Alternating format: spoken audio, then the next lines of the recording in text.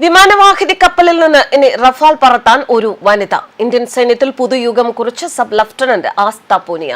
നാവികസേനയിലെ ആദ്യ യുദ്ധവിമാന പൈലറ്റ് ആവുകയാണ് ഒരു വനിത. സ്ത്രീ ശാക്തീകരണത്തിന്റെ ഉത്തമ ഉദാഹരണങ്ങളാണ് ഇന്ത്യൻ സൈന്യത്തിലെ നാരി ശക്തികൾ എന്നുള്ള കാര്യത്തിൽ യാതൊരു തർക്കവുമില്ല. സൈന്യത്തിന്റെ നാരി ശക്തിയിൽ നിന്ന് പുതിയൊരു കാലത്തിനു കൂടി തുടക്കം കുറിച്ചിരിക്കുകയാണ് സബ് ലഫ്റ്റനന്റ് ആസ്ഥ പൂനിയ.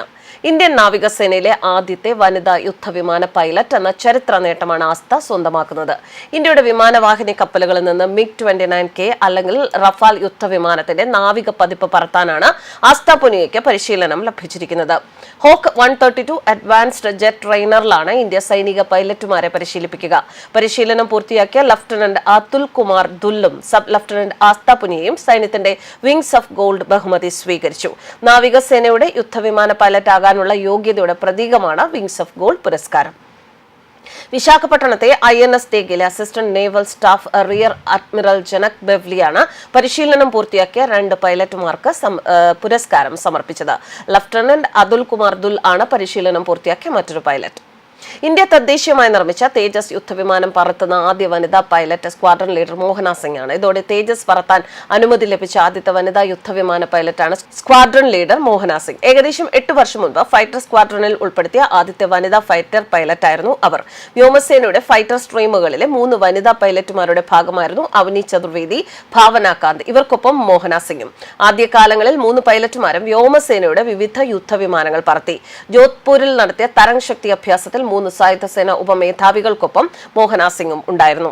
അടുത്ത കാലം വരെ MiG-21 വിമാനങ്ങൾ പറത്തിക്കൊണ്ടിരുന്ന മോഹന സിംഗ് പാകിസ്ഥാൻ അതിർത്തിയോട് ചേർന്നുള്ള ഗുജറാത്ത് സെക്ടറിലെ Naliya airbase LCA light combat aircraft സ്ക്വാഡ്രണിലേക്ക് നിയോഗിക്കപ്പെടുകയായിരുന്നു. 2016 യുദ്ധവിമാനങ്ങളിൽ വനിതാ പൈലറ്റുമാരെ നിർമ്മിച്ചു തുടങ്ങിയത്. ഇന്ത്യൻ വ്യോമസേനയ്ക്ക് നിലവിൽ 20 വനിതാ ഫൈറ്റർ പൈലറ്റുമാരാണ് ഉള്ളത്. ലൈറ്റ് കോംബാറ്റ് എയർക്രാഫ്റ്റായ തേജസ് 4-5 ജനറേഷനിൽപ്പെട്ട വിവിധോദ്ദേശ യുദ്ധവിമാനമാണ്. കാര്യക്ഷമമായ വ്യോമാക്രമണം നടത്തുന്നതിനും കരമാർഗമുള്ള സൈനിക ദൌത്യങ്ങൾക്ക് ആകാശത്തു നിന്ന് പിന്തുണ നൽകുന്നതിനുമായാണ് തേജസ് രൂപകൽപ്പന ചെയ്തിരിക്കുന്നത്. ഇന്ത്യയുടെ പ്രതിരോധ നവീകരണത്തിന്റെ സുപ്രധാന ഭാഗമായി മാറിയ അത്യാധുനിക യുദ്ധവിമാനമായ ഫ്രഞ്ച് നിർമ്മിത സിംഗിൾ ജെറ്റ് റഫാൽ ജെറ്റുകൾ പറത്തുന്ന ആദ്യ ഇന്ത്യൻ വനിത ശിവാംഗിയാണ്. വെല്ലുവിളി നിറഞ്ഞ സെലക്ഷൻ പ്രക്രിയയ്ക്കും ഫ്രഞ്ച് ഇൻസ്ട്രക്ടർമാരുടെ കീഴിൽ സിമുലേറ്റർ പരിശീലനത്തിനും ശേഷം 2020 റഫാലുമായുള്ള ശിവാംഗിയുടെ യാത്ര തുടർന്നു. ഏറെ തിരഞ്ഞെടുത്ത മേഖല കോക്പിറ്റിൽ ആദ്യമായിരുന്ന സമയത്ത് ഭീതിയും ഉത്കണ്ഠയുമൊക്കെ ശിവാംഗിയുടെ മനസ്സിലും നിറഞ്ഞിരുന്നുവെന്ന് ശിവാംഗി പങ്കുവച്ചിട്ടുണ്ട്. പിന്നീട് ഒറ്റയ്ക്കുള്ള ഈ പറക്കൽ അവിശ്വസനീയമാം വിധം ആവേശകരമായ അനുഭവമായാണ് ശിവാംഗി വിവരിക്കുന്നത്. ഒപ്പം ജോലി ചെയ്യുന്ന ഒരു യുദ്ധവിമാന പൈലറ്റിനെയാണ് ശിവാംഗി ജീവിതയാത്രയിലും കൂടെ കൂട്ടിയിരിക്കുന്നത്. നാവികസേനയിൽ യുദ്ധവിമാന പൈലറ്റായി ഒരു വനിതാ ഓഫീസറെ നിയമിക്കുന്നത് കാലങ്ങളായി നിലനിന്നിരുന്ന തടസ്സങ്ങൾ ഭേദിക്കുന്നതിന് തുല്യമാണ്. ഇത് ഏറ്റവും വെല്ലുവിളി നിറഞ്ഞ പോരാട്ട വേഷങ്ങളിൽ പോലും പുരുഷന്മാർക്ക് തുല്യമായി പ്രവർത്തിക്കാൻ വനിതാ ഓഫീസർമാർക്ക് കഴിയും എന്ന സന്ദേശമാണ് നൽകുന്നത്. വളർന്നുവരുന്ന പ്രവണതയെ പ്രതിഫലിപ്പിക്കുന്ന തരത്തിൽ നിരവധി രാജ്യങ്ങൾ സ്ത്രീകളെ നാവിക യുദ്ധവിമാന പൈലറ്റുമാരായി അനുവദിച്ചിട്ടുണ്ട്. 1990 മുതൽ കാരിയർ ബോൺ കോംബാറ്റ് പൈലറ്റുമാർ ഉൾപ്പെടെ യുദ്ധവിമാനങ്ങൾ പറത്തുന്ന സ്ത്രീകൾ അമേരിക്കയിലുണ്ട്. ബ്രിട്ടനിൽ റോയൽ എയർഫോഴ്സിലും റോയൽ നേവിയിലും സ്ത്രീകൾ യുദ്ധവിമാനങ്ങൾ പറത്തുന്നുണ്ട്.